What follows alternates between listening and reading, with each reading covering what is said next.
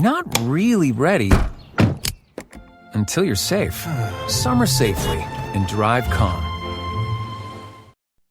Hot Tub Factory Outlet is now open in Draper. Don't wait months for your hot tub. Get it now. Enjoy that outdoor deep soaking experience you've been thinking about all year. Whether you have limited space or lots of room, you can have that relaxation you've been wanting today. Shop Utah's newest selection of Viking hot tubs. They're all on display at the beautiful new showroom. Best pricing in Utah and no wait time while supplies last. Hot Tub Factory Outlets at hottubfactoryoutlets.com.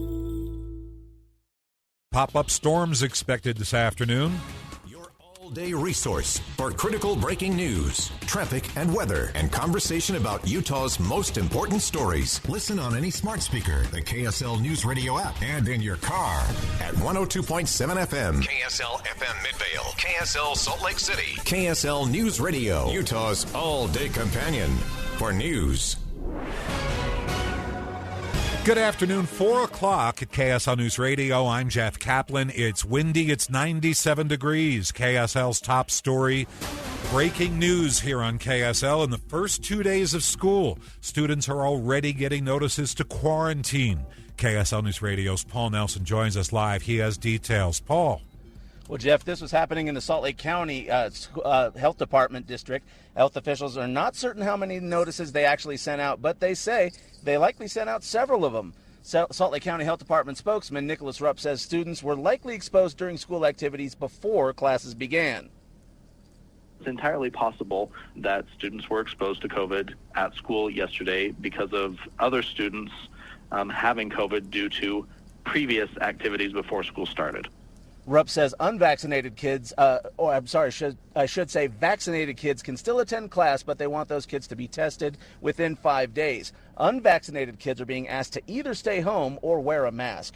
Reporting live, Paul Nelson, KSL News Radio. Thank you, Paul. Salt Lake City Mayor Erin Mendenhall says she's prepared to issue a mask mandate for Salt Lake City K through 6th graders if the school board approves. KSL News Radio's Lindsay Ertz has details. Mayor Erin Mendenhall telling the City Council. Pending our school board support, though, I would be prepared to act in my capacity to put that order in place for our school district. And she's calling on the board to hold an emergency meeting to vote on this soon, as school is starting next Tuesday. If we were to be able to get that support from the school district before school starts, I think it would be best for everyone. She says some on the board are supportive of the order, but without a meeting scheduled before September, they can't have a public discussion about it. Mendenhall didn't say whether she'd issue a mask mandate without school board support, and she claims her city attorneys say she has the power to do this.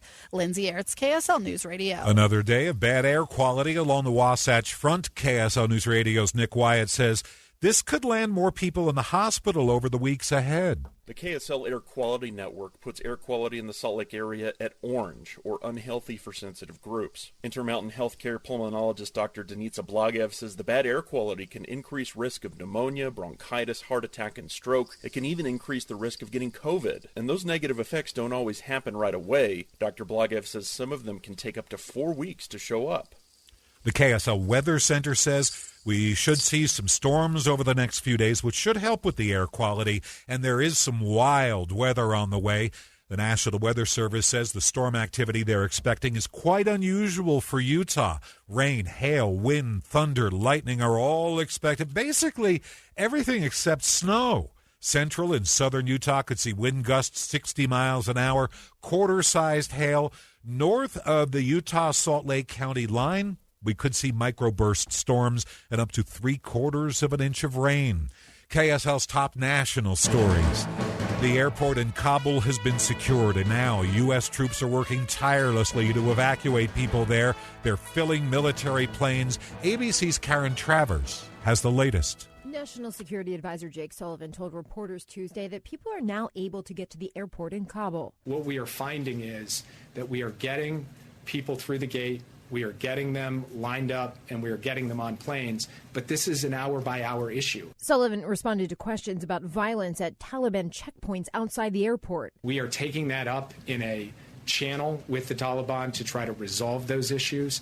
And we are concerned about whether that will continue to unfold in the coming days. Karen Travers, ABC News, the White House. Now that the Taliban has taken hold of Afghanistan, a growing number of Washington lawmakers are begging the Biden administration to protect women there. We are gravely concerned that from a bipartisan group of senators who say women, specifically those in leadership positions, activists, and human rights defenders in Afghanistan, are in danger. The senators, including Democrat Chuck Schumer and Republican Jim Inhofe, say they've been receiving regular reports of some of the women being kidnapped, tortured, and assassinated. They're urging the Biden administration to afford new protections to the group, including expanding visa eligibility under special and new categories, appoint an interagency refugee coordinator, and make resources like charter flights available for any relocation needs. Faith Abube, ABC News, Washington. The Taliban insists today they will honor women's rights within the framework of Islamic law. The group says women will be very active within their society. KSL News Time 4:05, Texas Governor Greg Abbott is tested positive for COVID. The governor has fought against mask and vaccine mandates in Texas. Even as cases surged and hospitals reached capacity, he's a breakthrough case. The governor is fully vaccinated. He doesn't have any symptoms at this point.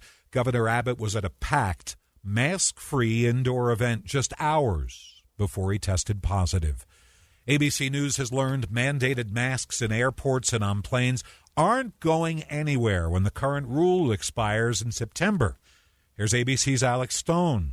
Airline CEOs had said a few weeks ago, before the Delta variant exploded in the U.S., that they thought the mask mandate on board airplanes would not be renewed when it expired in September. But now we're living in a whole new world of mask mandates coming back. And now a source with knowledge confirms to ABC News the mask mandate in airports, airplanes, trains, and buses will be extended until at least January. Alex Stone, ABC News. From the planes and the airports to the cars on the road, let's check traffic.